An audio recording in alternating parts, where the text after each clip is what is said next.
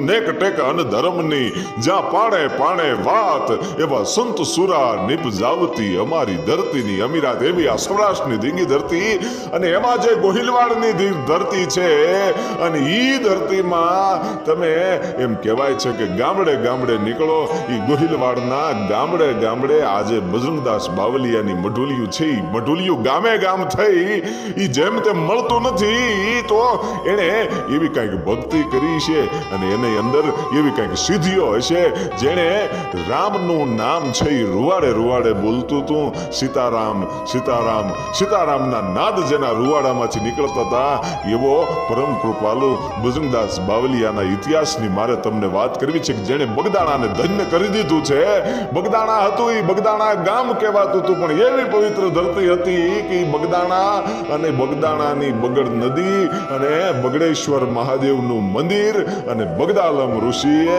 હજારો વર્ષ સુધી તપ કર્યા હતા ભગવાન રામ 78 વખત બગદાલમ ઋષિને મળવા આવેલા હતા એ 78 રામ અવતાર સુધી એમ કહેવાય છે કે બગદાલમ ઋષિએ તપ કર્યા હતા એ હજારો વર્ષનું તપ છે આજ ફળી એમ કહેવાય છે કે એનું ફળ આવ્યું હોય એવો એ બજરંગદાસ બાવલિયો આજ બગદાણામાં આવ્યો ભાઈ અને ગામડે ગામડે ગોહિલવાડના ગામડે ગામડે બજરંગદાસ બાવલિયાની મઢુલી થઈ એટલું નહીં પણ તમે ત્યાંથી નીકળો તો સીતારામ સીતારામના નાદ થતા હોય અને તમે કદાચ બપોરના ટાણે નીકળ્યા હોય તો એ ગામડામાંથી તમે ભૂખ્યા ન જાઓ તમને તાણ કરી કરીને ખવડાવે બાપા સીતારામ કહી અને એમ કહેવાય છે કે એ આખું જે ગોહિલવાડનું પરગણું છે આજે હજી પણ બાપા સીતારામ નામથી ગુંજે છે પણ એ બાવલિયાના ઇતિહાસની મારે તમને વાત કરવી છે કે એનું મૂળિયું ક્યાં છે એ ક્યાંથી આવ્યા કેવી રીતે સંત બન્યા અને બજરંગદાસ બાવાના પરચાઓ કેવા હતા એને કેવી ભક્તિ કરી હતી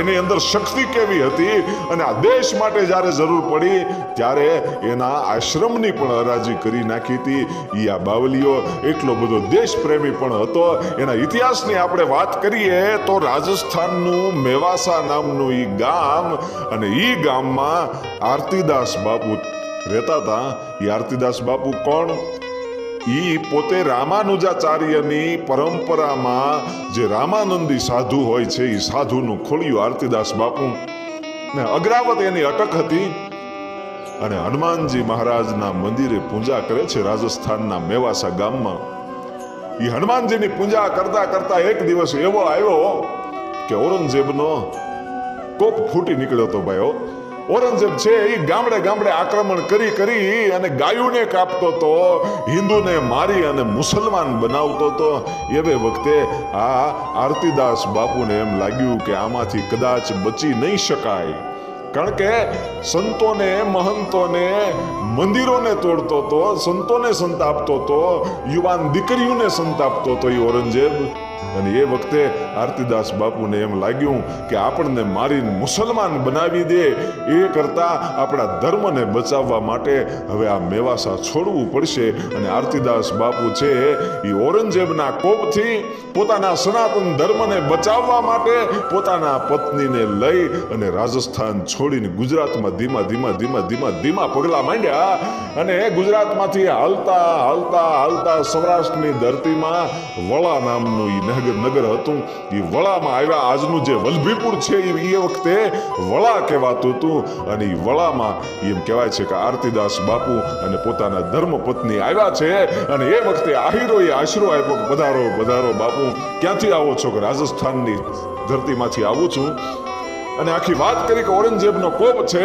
અને મારીને મુસલમાન બનાવે છે અમે સનાતન ધર્મને બચાવવા માટે રાજસ્થાન છોડી દીધું છે અને એ વખતે આહિરોએ કીધું કે બાપુ તમે અહીંયા રોકાઈ જાઓ અને અમે તમારી સેવા કરશું અમે તમને મંદિર બનાવી દઈશું હનુમાનજી મહારાજની તમે પૂજા કરતા હતા એટલે હનુમાનજી મહારાજનું અમે મંદિર બનાવી દઈએ છીએ ને આહિરનો આશરો એટલે એ તો ભાઈ કઈ ઘટે નહીં આહિરોની વાત ન થાય એ આહિરોએ આરતીદાસ બાપુને એમ કહેવાય છે કે આશરો આપ્યો એટલું નહીં પણ હનુમાનજી મહારાજનું મંદિર બનાવી દીધું એ વલભીપુરની અંદર આજે પણ આયર સોરો કહેવાય છે આહિરોનો ચોરો કહેવાય છે ત્યાં હજી પણ એ હનુમાનજી મહારાજની મૂર્તિ છે ક્યારેક જઈને દર્શન કરજો અને ત્યાં જઈ અને હનુમાનજી મહારાજની પૂજા કરતા કરતા સમય વીત્યો અને આરતીદાસ બાપુને ઘેરે એક દીકરાનો જન્મ થયો. એનું નામ હતું રામદાસ. અને રામદાસ યુવાન થયા એ વખતે આરતીદાસ બાપુનું શરીર શાંત થયું, એ દેવલોક પામ્યા. અને પછી એ વલ્લભીપુર છોડી અને રામદાસ બાપુ છે આરતીદાસ બાપુના દીકરા, એ વલ્લભીપુર છોડી અને બાલ પંથકનું વલ્લભીપુર બાજુનું લાખણકા નામનું ગામ, એ લાખણકામાં જઈ અને વસ્યા અને રામજી મંદિરની પૂજા શરૂ કરી. અને એ રામદાસ બાપુના ઘરે એક દીકરાનો જન્મ થયો, એનું નામ લક્ષ્મણદાસ. અને લક્ષ્મણદાસ બાપુને 3 દીકરા થયા. એ મોટા દીકરા આત્મારામ, એનાથી નાના હીરાદાસ અને એનાથી નાના નારણદાસ. આ 3 દીકરાઓ થયા.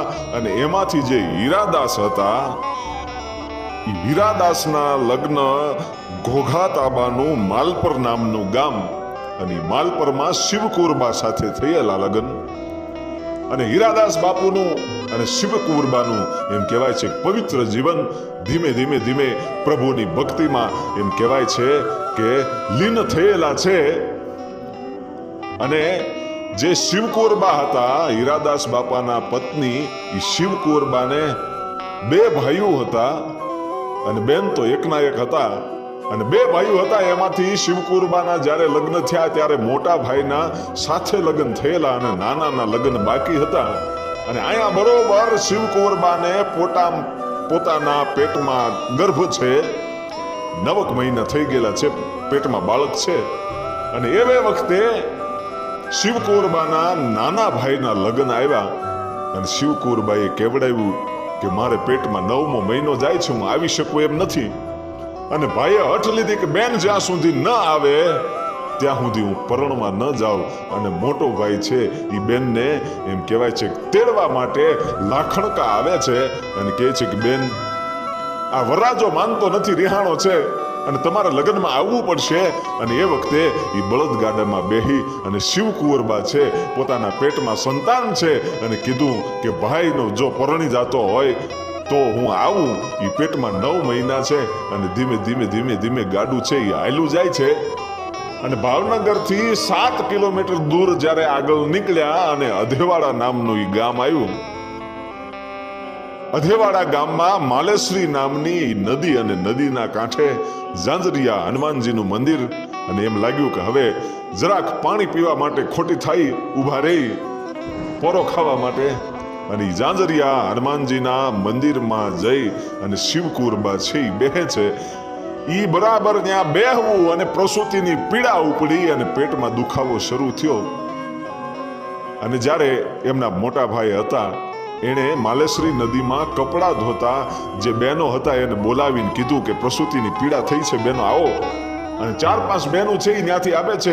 એક ડોશીમાં વડીલ છે, દૂધીમાં એનું નામ હતું, કણબીના એ ડોશી હતા. અને એણે પ્રસૂતિ કરાવી. અને ઈ પ્રસૂતિ કરાવી અને ઈ દીકરાનો જે જન્મ થયો ઝાંઝરિયા હનુમાનજી મહારાજના મંદિરમાં, અધેવાડા ગામ. અને એમ કહેવાય છે કે બજરંગદાસ બાવલિયાનો આ જન્મ થયો છે. એનું નામ બજરંગ નહોતું, એ વખતે ભક્તિરામ નામ રાખવામાં આવ્યું હતું. અને બેને પછી પોતાના મોટા ભાઈને સાથે સમાચાર મોકલાવી દીધા કે મને પાછા મૂકી જાઓ અને તમે જાઓ અને વરરાજાને કહેજો કે ભાણિયા ભાઈનો જન્મ થયો છે. જોજો અહીંયા બરાબર મામાના લગ્ન છે, અહીંયા બજરંગદાસ બાવલિયાનો અવતાર થયો.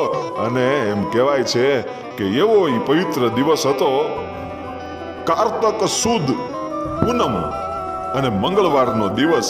અને સાલ કદાચ 1906ની સાલ હતી. અને બજરંગદાસ બાવલિયાનો અવતાર થયો. ભાઈ ભક્તિરામ નામ રાખ્યું છે. અને પછી તો પોતાના ગામ લાખણકામાં ધીમે ધીમે બાપા મોટા થાય છે. 7 વર્ષની ઉંમર થઈ. પણ અહીંયા તો ભાઈ સીતારામ સીતારામના નાદ લાગી ગયેલા, જાણે જુગ જુગનો જૂનો ઓલિયો હોય એમ ઈ નાનો એવો બાળક છે, એ પ્રભુની ભક્તિ કરે, ભજન કરે, સ્મરણ કરે. અને 10 વર્ષની ઉંમર થઈ એ વખતે હીરાદાસ બાપુ છે એ સુરત રહેવા માટે જાય છે. સુરત સાવરિયા શેરીમાં હીરાદાસ બાપુ, શિવકુરબા અને ભક્તિરામ એ રહેવા માટે જાય છે. અને ત્યાં લક્ષ્મીનારાયણ મંદિર, ભગવાન લક્ષ્મીનારાયણ મંદિરમાં પૂજા કરે છે. અને પોતાનું ગુજરાન હલાવતા હલાવતા 11 વર્ષની ઉંમર થઈ જ્યારે બજરંગદાસ બાવલિયાની, આ ભક્તિરામની 11 વર્ષની ઉંમર થઈ એ વખતે સાધુના અખાડો છે, જે જોગીની જમાત હોય એ અખાડાના જોગી છે, એ 3 પાનનો જે વડલો છે ભગવાન કૃષ્ણએ પોતાના હાથમાં એમ કહેવાય છે કે કર્ણનો જ્યાં દેહને અગ્નિ સંસ્કાર આપ્યો તો એ જગ્યા 3 પાનનો વડલો, અને એ વડલે સાધુની જમાત આવેલી. અને અહીંયા હીરાદાસ બાપુનો દીકરો ભક્તિરામ, એ ભક્તિરામને ખબર પડીને જોગીડાની સેવાઓ કરવા માટે જવા માંડ્યો. અને એક સદગુરુ સીતારામ બાપુ જે હતા એને એમ લાગ્યું કે આ વ્યક્તિ કોઈ સામાન્ય નથી, આ કોઈ મહાન આત્મા હોય એવું લાગે છે. એ 10 વર્ષનો દીકરો છે ભક્તિરામ, એવી લગ્નથી સેવા કરે છે, પ્રભુ ભજન કરે છે. અને સીતારામ બાપુએ બાજુમાં બોલાવીને એટલું કીધું કે બેટા શું નામ છે?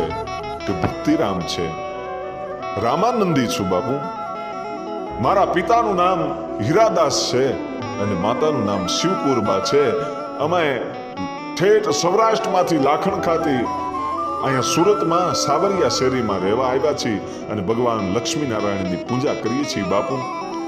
કે બેટા તારો ભાવ કંઈક અલગ લાગે છે, તારી સેવા છે, તારી ભક્તિ છે કંઈક અલગ લાગે છે. ને એ વખતે એ ભક્તિરામ એટલું કહે છે કે બાપુ અલગ જ હોય ને, હે કે અલગ જ હોય ને બાપુ, મારે તો સાધુ થવું છે, હે કે સાધુ થવું છે. તમારા જેવા સમર્થ ગુરુ મળે અને તમે મને કંઠી બાંધો તો બાપુ મારે સાધુ થઈ જવું છે.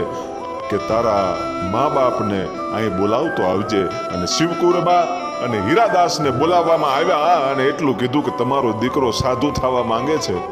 અને એ વખતે શિવકુરબાઈ એટલું કીધું કે સાધુ થઈ જાય તો અમને વાંધો નથી, પણ અમે તો જન્મજાતથી સાધુ છીએ, રામાનંદી છીએ, ભક્તિ તો અમારામાં હોય જ, અમે સાધુ છીએ.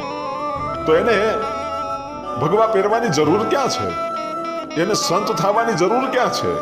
અમારે એકનો એક દીકરો છે બાપુ.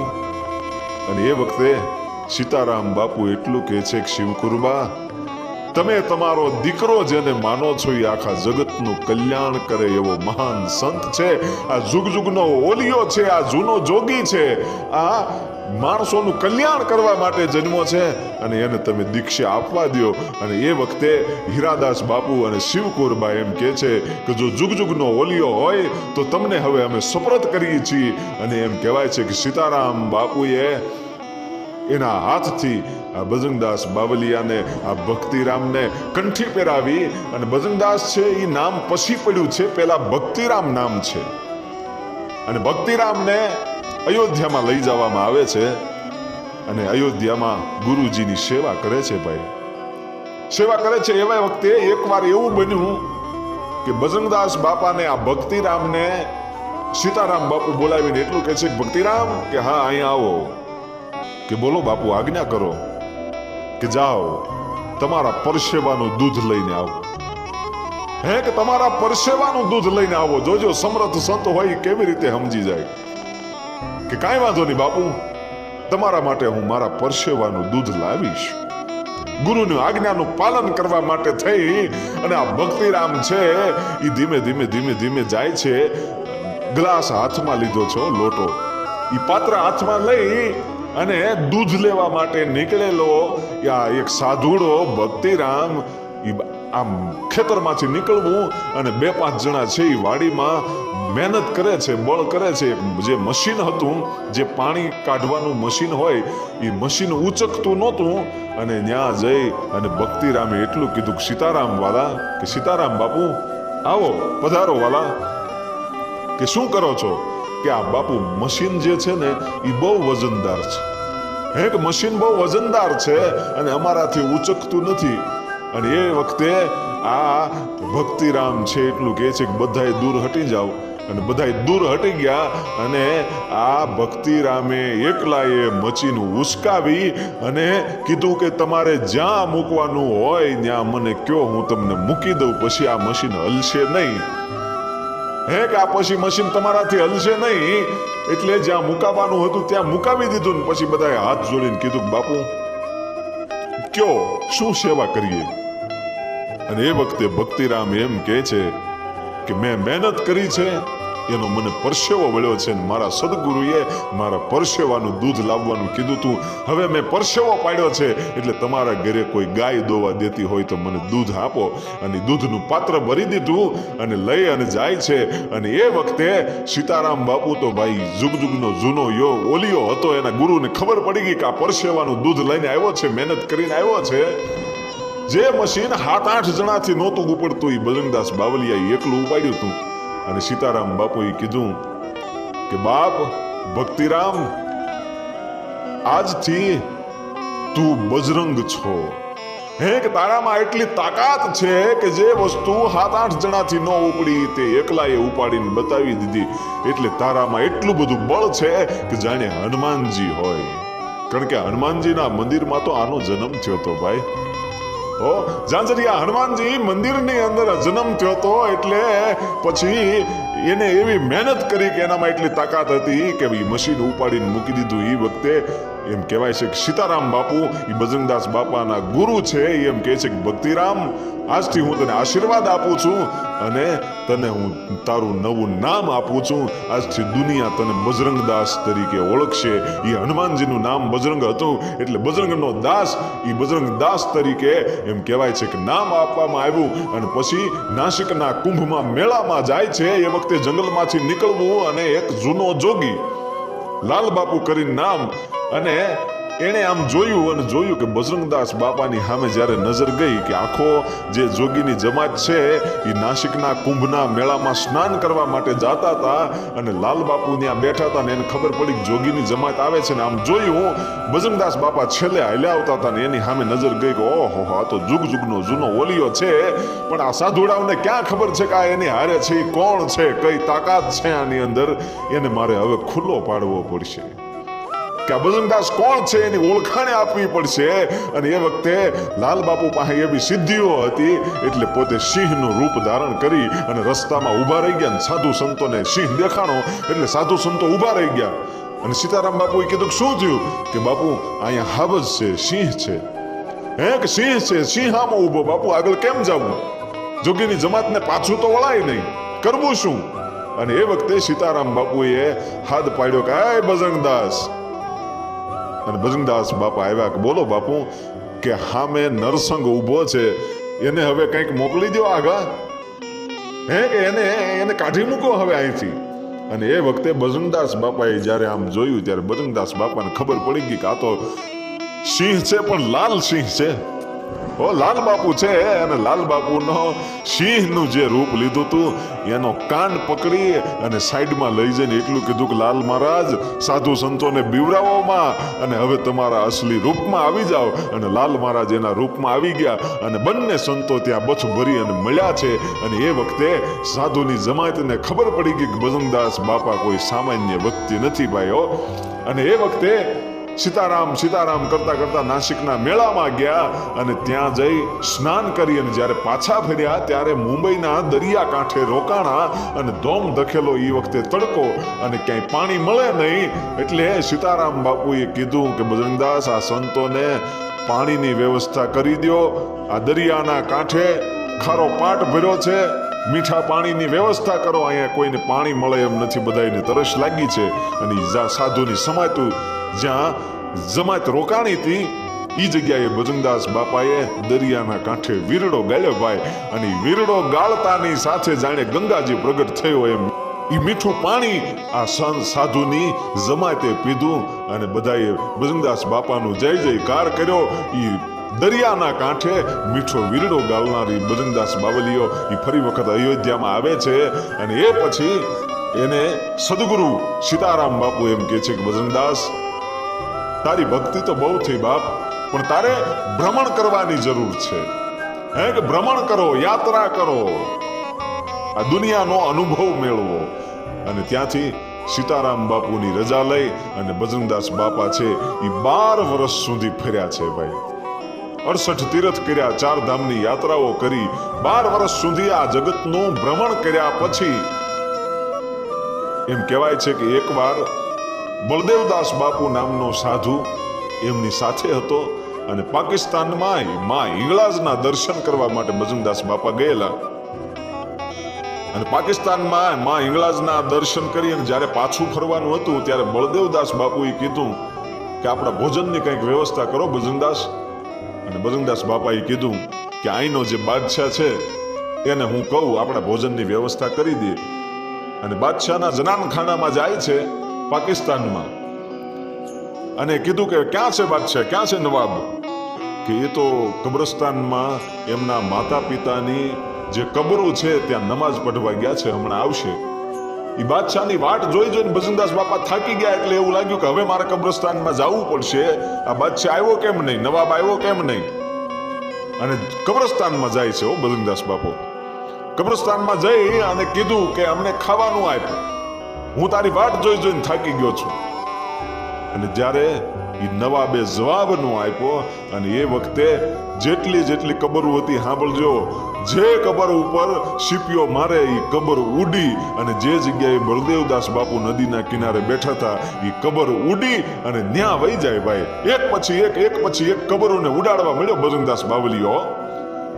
ઈ જેટલી કબરો કબ્રસ્તાનમાં હતી બધી કબરોને શીપિયા મારીને ઉડાડી નદીના કિનારે નાખી દીધી ભાઈ. અને જે જગ્યાએ બળદેવદાસ બાપુ બેઠા હતા ને ત્યાં જઈને બજરંગદાસ બાપા બેસી ગયા અને આ નવાબભાઈ ગડગડતી દોટ મૂકીને આવ્યો કે બાપુ તમે કયો ઈ કરી દઉં, પણ આ જે કબરો છે એને પાછી કબ્રસ્તાનમાં મોકલી દો. અને એ વખતે એ બાદશાહે પાકિસ્તાનના નવાબે બજરંગદાસ બાપાને અને બળદેવદાસ બાપાને જમવાની વ્યવસ્થા કરી દીધી. અને એ પછી શીપિયા મારીને પાછી કબરોને ઉડાડી અને કબ્રસ્તાનમાં નાખી હતી. એ બજરંગદાસ બાવલીઓ ભ્રમણ કરી અને જ્યારે આવે છે એટલે પહેલા વહેલા જ્યારે આરતીદાસ બાપુ વલ્લભીપુરમાં આવ્યા હતા અને આજ બજરંગદાસ બાપુ છે વલ્લભીપુરમાં આવી અને જે આયરનો સોરો છે એ હનુમાનજી મહારાજના દર્શન કર્યા અને બુધેશ્વર મહાદેવ છે ત્યાં જઈ અને તપસ્યા કરી અને ત્યાંથી નીકળી અને પછી ભાવનગરમાં બાપુ રોકાણા છે. ભાવનગરથી પાલીતાણા પણ રોકાણા છે. અને પાલીતાણાથી ગારિયાધારમાં જ્યારે આવ્યા ત્યારે ગારિયાધારના ચોરે જે ભગવાન કૃષ્ણની મંદિર હતું એ મંદિરમાં બાપાએ રોકાણા અને 2-4 દિવસ રોકાણા. અને પછી એક દિવસનો સમય સવારે એવો બન્યો પૂજારીએ આવીને મંદિર ખોલ્યું તો ભગવાન કૃષ્ણની મૂર્તિ નહોતી. અને પૂજારીએ બધાને બોલાવીને કીધું કે આ બાવો આવ્યો છે, આ બાવો કૃષ્ણની મૂર્તિનું કંઈક કરી નાખ્યું છે, કાં તો ક્યાંક વેચી દીધી છે, ક્યાં ચોરી કરી લીધી છે, ગમે એ કર્યું, પણ આ મૂર્તિ આજ મંદિરની અંદર નથી. અને એ વખતે બજરંગદાસ બાપાને એ ગારિયાધારના માણસોએ પથ્થરો ફેંક્યા, ગાળું દીધી અને કાઢી મૂક્યા. અને પછી ગારિયાધારના માણસોને ખબર પડી કે મૂર્તિ તો બીજે ક્યાંકથી મળી ગઈ છે, કોઈક ચોરી ગયું હશે. હવે આ સંતનું આપણે અપમાન કર્યું છે અને પાછા લેવા જવા જોઈને બજરંગદાસ બાપા ગારિયાધાર વટી ગયા હતા. અને ત્યાં જઈને કીધું કે બાપુ પધારો, અમારી ભૂલ થઈ ગઈ, એ મૂર્તિ તો અમને ગામમાંથી જ મળી ગઈ. અને એ વખતે બજરંગદાસ બાપા એટલું જ બોલ્યા હતા કે તમારો ભગવાન એ કેવો છે કે મને માર ખવડાવ્યા? હે તમારો આ લાલો છે, તમારો ઠાકર છે, એ કેવો છે કે મને માર ખવડાવ્યા, તમારા પાણા ખવડાવ્યા, તમારી ગાળ્યું ખવડાવી? હવે તમારા ભગવાન હારે મારે ભાઈબંધી નથી રાખવી. હે તમારા ભગવાન હારે મારે ભાઈબંધી નથી રાખવી, હવે મારે નથી બોલવું, નથી આવવું તમારા ગારિયાધારમાં, એમ કહી અને બજરંગદાસ બાપા ત્યાંથી નીકળી ગયા.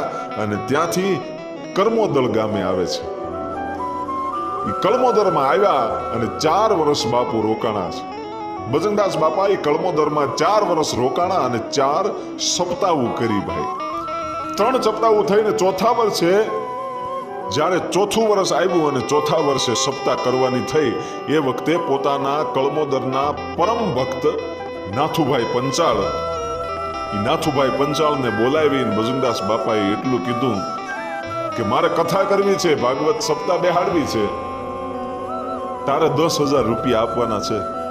હવે નાથુભાઈ પંચાળ બિચારો ગરીબ માણસ અને બીજાની ભાવનગરમાં મસ્તરામ જે શેઠ હતા એની ગાડી હાંકતા હતા, એના નોકર હતા.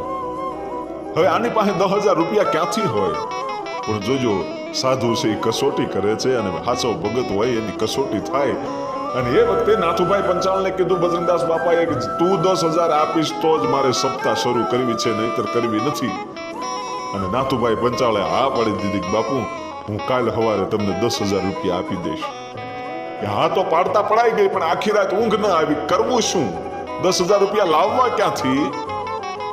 પણ જે ગાડી મસ્તરામની હતી, ભાવનગરના મસ્તરામ શેઠની ગાડી ગીરવે મૂકી અને નાથુભાઈ પંચાળે 10,000 રૂપિયા લીધા ભાઈઓ.